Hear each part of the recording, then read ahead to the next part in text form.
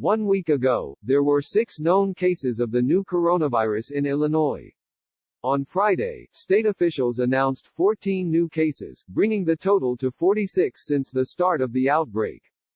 The rapid spread of COVID-19 this week led Gov.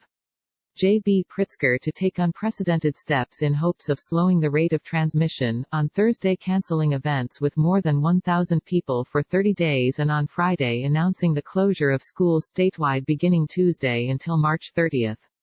Those measures are being put in place across Illinois even as the confirmed cases remain clustered in the Chicago area. Not long after President Donald Trump declared a national emergency in response to the global pandemic, Pritzker again complained that the federal response continues to lag. We will work to bring every resource available to us into the state, Pritzker said Friday at his daily news briefing. But make no mistake, we have long since passed the moment when we thought we could count on the federal government to lead in the face of this unprecedented situation. The governor said now is a critical time to try to slow the spread of the respiratory virus to prevent the health care system from becoming overwhelmed. In addition to the large-scale cancellations, Pritzker called on all Illinois residents to do what they can to minimize potential transmission. This weekend, if you can, stay home. If you're able to telework, do so. If you don't have to travel, don't, he said. This isn't forever. This is a sacrifice in the short term to help our hospitals, our healthcare workers, our testing laboratories, and our vulnerable and elderly residents. Among the new cases announced Friday were 9 Chicago residents, 4 in the rest of Cook County and 1 in Lake County. The patients range in age from their 20s to their 90s. Dr. Ngozi Ezike, director of the Illinois Department of Public Health, again emphasized that some who were previously diagnosed have already recovered and that the greatest risk is to those who are older than 60 and those with other underlying health conditions. The measures announced in the past 2 days should help slow the spread and protect those most vulnerable to COVID-19, short for Coronavirus Disease 2019, she said. We want to get ahead of widespread community transmission, Ezike said.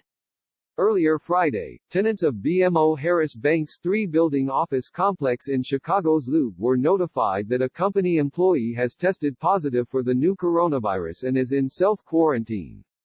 It is the second confirmation in 3 days of a worker in a big, multi-tower office property in downtown Chicago testing positive for COVID-19. The bank was informed of the diagnosis by one of its employees Thursday, spokesman Patrick O'Herlihy said Friday.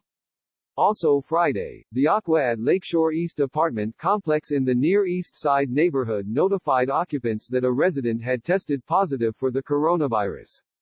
The resident was last at the building Monday and is in self-isolation at another location, according to an email notice. The state's casinos were added to the closing list on Friday. The Illinois Gaming Board announced that it is ordering all 10 of the state's casinos be shut down for 14 days beginning Monday.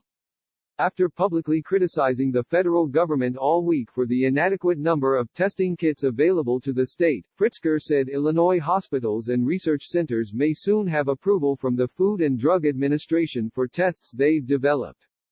We'll have more that are available, but it's still not enough. The federal government needs to step up, he said. Despite the expected increase in testing capacity, Ezike said not everyone will be able to get tested. We do ask that people who do not have symptoms or have mild symptoms stay home, she said. We're trying to prioritize those tests for individuals who are at the highest risk for severe illness. Like it or not, this virus is here in Illinois, and it will continue to spread. We will continue to have increasing numbers of cases, but we want to minimize the severity of illnesses and deaths associated with it, she said. The state also is taking steps it hopes will minimize the financial impact of the virus on residents.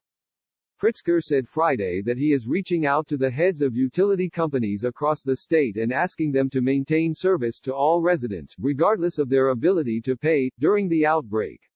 He and Attorney General Kwame Raoul are asking the Illinois Commerce Commission to place an emergency moratorium on utility shut-offs and changes to billing and collection policies. Earlier in the week, the administration moved to make unemployment benefits available to most people who are unable to work because of COVID-19. Chicago Tribune's Ryan Ori contributed. D. Petrella at chicagotribune.com.